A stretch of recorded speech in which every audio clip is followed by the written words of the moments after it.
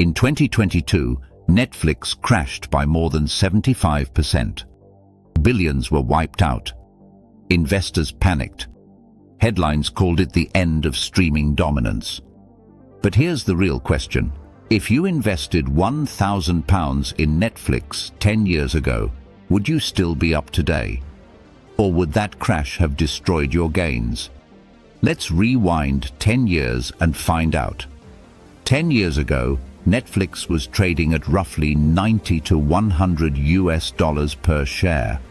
£1,000 back then would have bought you roughly 10 to 12 shares, depending on the exact exchange rate and timing. Streaming was growing fast. Competition was almost non-existent. There was no Disney Plus, no Apple TV Plus, no HBO Max. Netflix was the streaming king, and your £1,000 was about to go on a wild ride. From 2016 to 2020, Netflix went on a tear. Subscriber numbers exploded globally. The company expanded across Europe and Asia. Then came the pandemic. Lockdowns forced millions of people indoors. Subscriptions surged. The stock price skyrocketed. By late 2021, Netflix hit an all-time high of around $700 per share. Your original £1,000? At the peak, it would have been worth roughly £7,000 to £8,000. That's a gain of around 6 to 7 times your money. And this is where most investors feel invincible. But then, everything changed. In early 2022, Netflix reported something shocking. For the first time in over a decade, it lost subscribers. Competition had arrived. Walt Disney Company had launched Disney Plus. Other platforms were fighting aggressively for market share. Growth slowed. Investors panicked. The stock collapsed. From its peak near $700, it fell to around $170.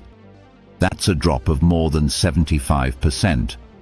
If you held from the peak, your investment would have fallen from nearly £8,000 back down to roughly £2,000. Imagine watching £6,000 disappear. Would you have sold? Be honest. But here's where long-term investing gets interesting. Netflix didn't disappear. It adapted. It cracked down on password sharing. It introduced an ad-supported subscription tier. It shifted focus toward profitability instead of just subscriber growth. And slowly, the market responded. The stock began to recover through 2023 and into 2024. So what would your £1,000 be worth today? After the crash? After the panic? After recovery? Today, that original £1,000 would be worth roughly £6,000 to £7,000, even after a 75% collapse. At one point, you were up nearly 8 times your money. Then you watched most of it vanish. And yet, a decade later, you're still sitting on a return of roughly 5 to 6 times your original investment. That's the reality of volatility. At the peak, you felt like a genius. During the crash, you felt like a fool. But the real difference? The investors who stayed in the game. Because the real question isn't whether Netflix crashed. It's whether you would have survived the crash long enough to see the recovery. And that separates short-term traders from long-term investors.